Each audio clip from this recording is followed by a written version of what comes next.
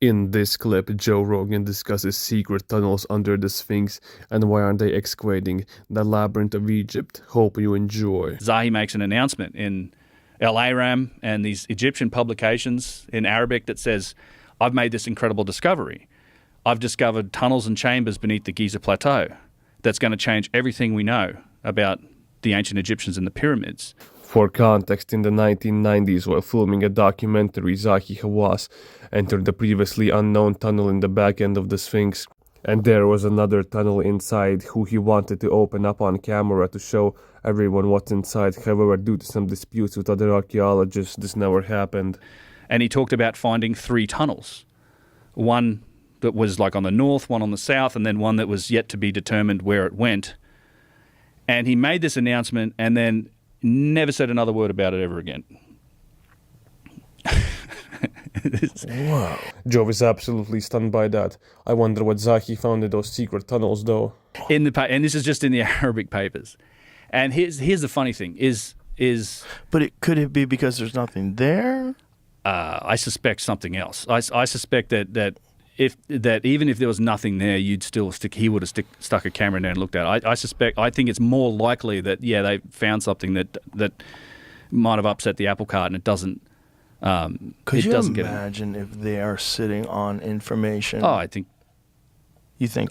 Yes, I do. I think there's been plenty of excavations and discoveries that I think were inconvenient for one reason or the other that have probably never seen the light of day. Inconvenient, or in other words, conflicting with the current timeline of history. Like you probably already heard about the 40-meter long metallic object that they found in an underground labyrinth in Hawara, Egypt.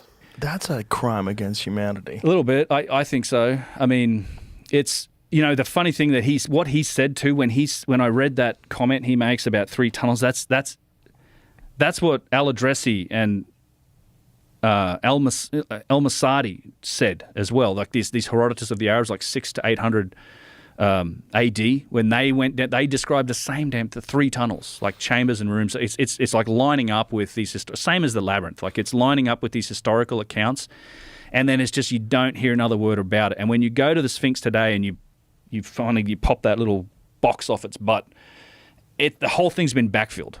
Like the whole, where you see that camera where Zahi was standing. Basically, through this little hole, they filled up this entire chamber where Zahi is standing in this video with rubble. That steel beam's still there, but where his head level is, where he's standing, hey, this tunnel goes, it's like the dirt level's here now. Like it's all been backfilled. That's so crazy. Yeah.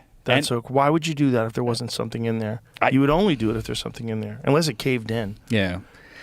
To be honest, it's my concern also with the Great Pyramid and the chamber there, is that I first of all have my suspicions that they may well have already taken a peek with an endoscopic camera into that hidden void. So this is, the Scan Pyramid project. Based on anything in particular? No. Just. In October/November of 2017, the Scan Pyramids team announced a huge hidden space inside the Great Pyramid, which they called the Big Void. It sits directly above the Grand Gallery along the same axis, and it's at least 30 meters long, about the same size of the Grand Gallery itself. And according to the mainstream, no further explorations were made to find out what's in this giant void. My experience with how they do things. Yes, so there's always, there's very little transparency when it comes to a lot of these digs and stuff. And this isn't just the Egyptians. This is, I think. It's not a criticism. It's maybe more a characteristic of archaeological digs everywhere. Sometimes the way this works is you might have to wait 20 or 30 years or a decade for information to come out, because then it has to get perfect. If someone has to publish a paper, they sit on that information until that point, or maybe it never sees the light of day. Because it's inconvenient. Well, I do think that, anything that's going to seriously upset the apple cart, like if they came out and found something that was, oh, damn, we found the Hall of Records. Oh, sorry, we found the time machine and we're going to use it for military purposes. Oh, well, what can you do about it? We found this evidence that is incontrovertible that suggests that there was a predecessor culture and a predecessor civilization to the ancient Egyptians. I think there would be some long and hard thinking about whether or not we actually release that, because it's going to make everybody look bad. You know what I mean? Like it upsets. Isn't it crazy though that it is. make everybody look bad would be the motivation to keep one of the most important discoveries ever Yes. from the human race. I agree. Yes, I Fucking nuts. It is. that we're even thinking about this. And I love your approach. I think you're absolutely right too. Is even if these figures, all they'd have to do is embrace it. Yeah. Like, all they'd have to say is, "Look at what we learned," Yeah, and everyone would be like, "That's amazing." And if it's still the more you Egyptians. And let's not forget, if they find something cool, people will definitely want to see it, and that will automatically increase tourism in Egypt. Well, It's Egyptians that go back 30,000 years or whatever it more. is, Yeah, or more. That's so crazy. But also, wouldn't that excite more people to be more interested? Wouldn't that increase the economy? Wouldn't that increase the tourism? Yep, it sure would. It would increase everything.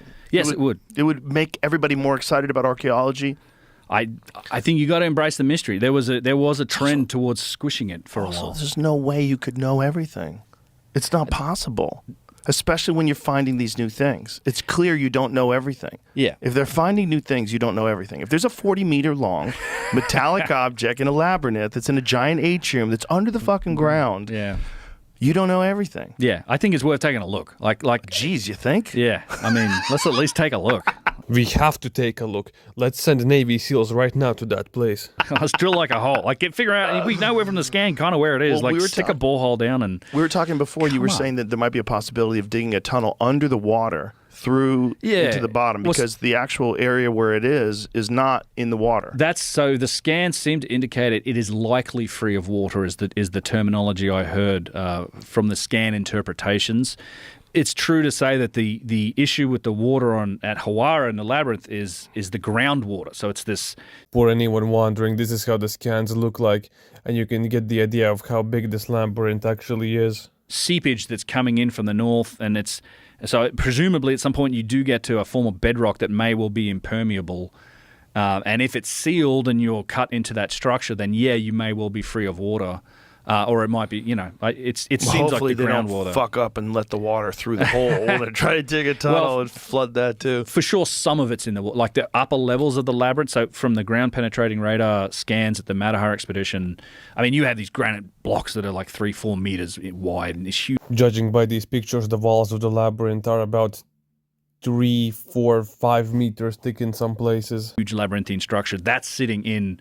I mean, I'm sure it's full of sediment too. Like, it's not like there may be some cavities and open. Everyone's like, "Can we dive on them?" Like, it's literally mud and sediment, a lot of it, and that's sitting in this sort of salty, brackish groundwater that I suspect is not going to do great things to that granite if it's left for another 50, 100 years or more. So there is a pressure to remediate this problem and I think to save what's down there.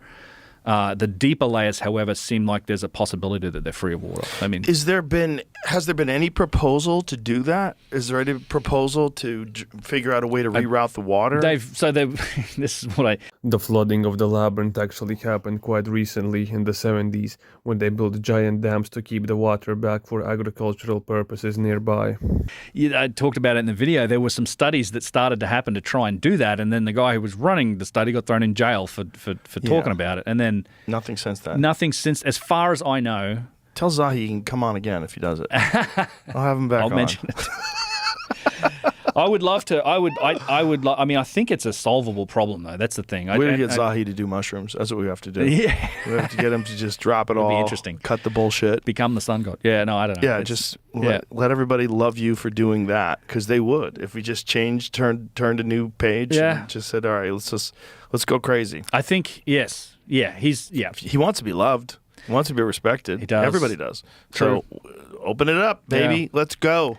Hopefully they open it up in our lifetimes. It would be a shame if they wouldn't. Give me a hug. Open it up. Start digging. Yeah, let's go. Let's sink some boreholes and get some pumps in there and get this water out of here. I mean, these are those moments where I wish I was Elon Musk, because you want an engineer to get involved as well. You want need someone, all of that. You'd need like Army Corps of Engineers, someone who's going to be able to figure out how to move water. Take a real big French drain, all the way around. Just figure it out. It can be done. It might take decades, but it can be done. I think it can be done. The result would be insane.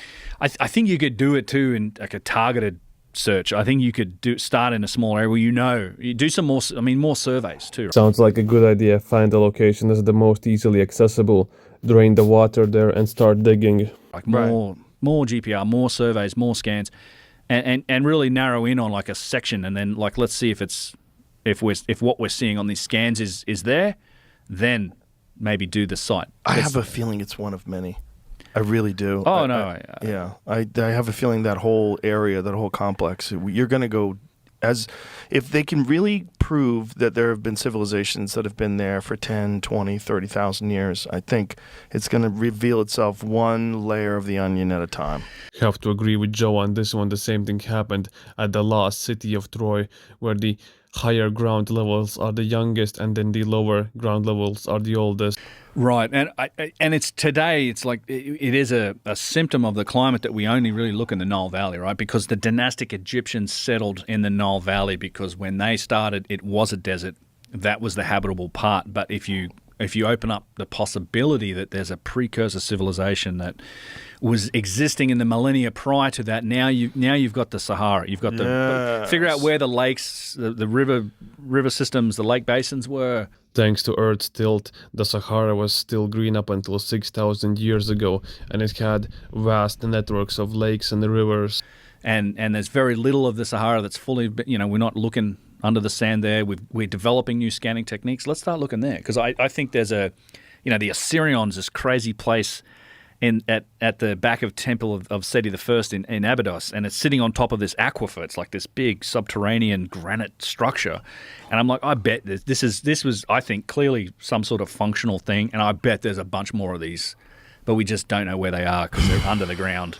We just found this one. Well, Seti found it when he built his temple, and he's like, holy shit, we found this giant granite subterranean structure. Thanks for watching. If you enjoyed the video, hit that like button and also consider subscribing. I'll see you next time. Peace.